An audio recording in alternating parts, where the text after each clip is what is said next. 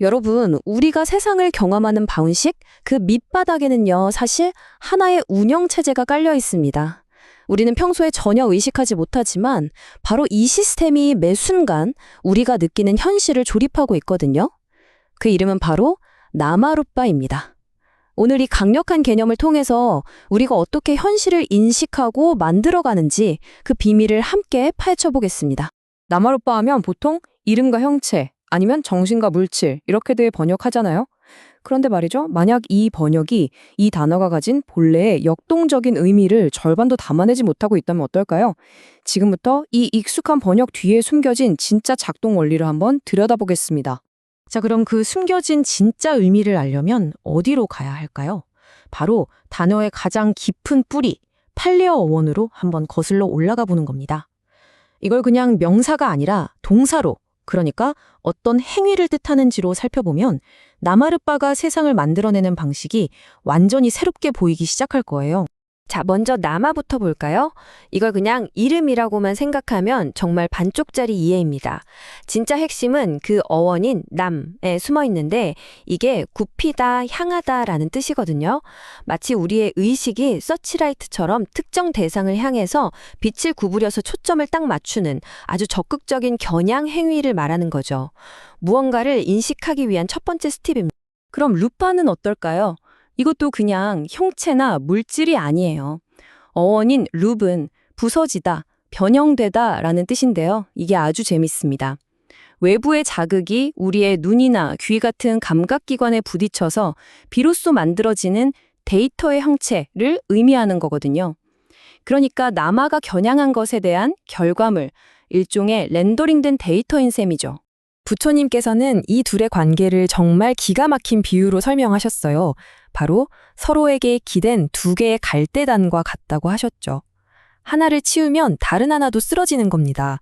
그러니까 나마라는 겨냥이 없으면 루빠라는 데이터가 생길 수가 없고 반대로 루빠가 없으면 나마는 겨냥할 대상 자체가 없는 거죠.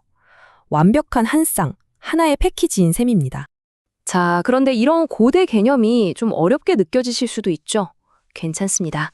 지금부터 우리한테 아주 익숙한 현대적인 비유로 확 풀어드릴게요. 첫 번째는 바로 인터넷 검색입니다. 놀랍게도 우리가 매일 하는 이 행동 속에 나마루빠의 원리가 그대로 숨어 있어요. 생각해보세요. 우리가 검색창에 사과라고 치잖아요. 바로 이 행위가 나마입니다. 의도를 가지고 특정 정보를 딱 겨냥하는 거죠. 그럼 어떻게 되죠? 화면에 수많은 사과 이미지가 쫙 뜨죠. 이게 바로 루빠예요. 겨냥의 결과로 렌더링된 데이터 형체인 겁니다. 검색어랑 결과 이미지는 절대 뗄 수가 없죠. 자, 다음 비유로 넘어가 볼까요? 이번엔 연극 무대입니다. 이게 재밌는 게 사실 우리 뇌가 매 순간 나마루빠 연출팀처럼 일하면서 우리만의 현실이라는 연극을 만들고 있다는 거예요. 과연 어떻게 그게 가능할까요? 예를 들어서 연극 대본에 장소, 숲속이라고 딱 적혀 있다고 상상해 보세요. 이게 바로 개념적인 설정, 즉 남아인 거죠. 그럼 무대팀은 어떻게 하겠어요? 그렇죠. 그 대본에 맞춰서 무대 위에 나무 모양 조형물을 막 설치하겠죠. 그게 바로 루빠입니다. 숲속이라는 개념이 있어야만 눈앞에 나무 조형물이 의미를 갖게 되는 거예요. 세 번째 비유는요. 이제 우리 손에서 거의 떨어지지 않는 거죠. 바로 스마트폰 아이콘입니다. 우리가 매일 무심코 누르는 그 작은 그림, 그 정체가 뭘까요? 보세요. 카톡이라는 글자, 그리고 노란색 네모난 모양. 이 두 개가 합쳐져야만 우린 이걸 카카오톡 앱이구나 하고 인식해서 누르잖아요.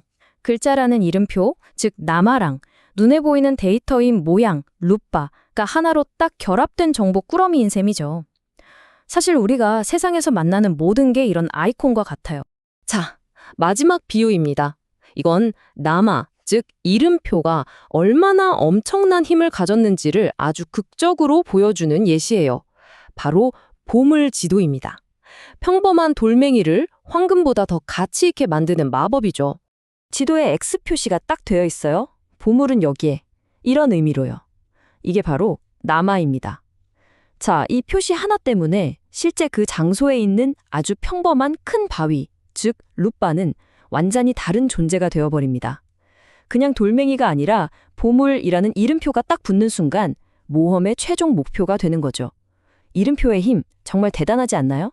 자, 지금까지 4가지 비유를 살펴봤는데요. 이 모든 게 가리키는 단 하나의 핵심 진실이 뭘까요? 바로 이겁니다. 우리가 경험하는 세상은 저 밖에 원래부터 딱 정해져 있는 객관적인 실체가 아니라는 거예요.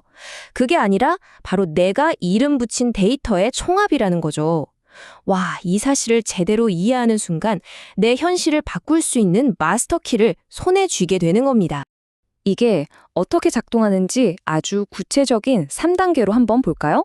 자, 1단계, 현상입니다. 아, 저 사람 때문에 너무 힘들어. 나를 괴롭혀. 이렇게 느끼면서 고통스러워하죠. 여기서 잠깐 멈춰서 2단계, 분석으로 들어가는 겁니다. 가만히 있죠?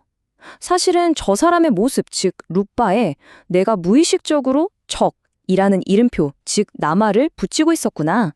바로 이게 핵심이에요. 이걸 깨닫는 순간 3단계, 해방이 가능해집니다. 내가 붙였던 그 적이라는 이름표를 떼고 예를 들어 나를 성장시키는 과제 혹은 그냥 나와는 생각이 다른 사람 이렇게 이름표를 바꿔 붙이는 거예요. 그러면 내가 경험하는 세상 자체가 그 데이터가 통째로 바뀌어버리는 거죠. 결국 고통이라는 건 그 대상 자체에 있는 게 아니었던 거죠. 내가 그 대상을 어떻게 겨냥하고 거기에 어떤 이름표를 붙이느냐에 모든 게 달려 있었던 겁니다. 이게 바로 나마로빠라는 개념이 우리에게 주는 가장 큰 선물이 아닐까요? 자, 그렇다면 여러분, 오늘 여러분의 세상에 그리고 여러분 앞에 있는 사람들에게 어떤 새로운 이름표를 한번 붙여보시겠어요?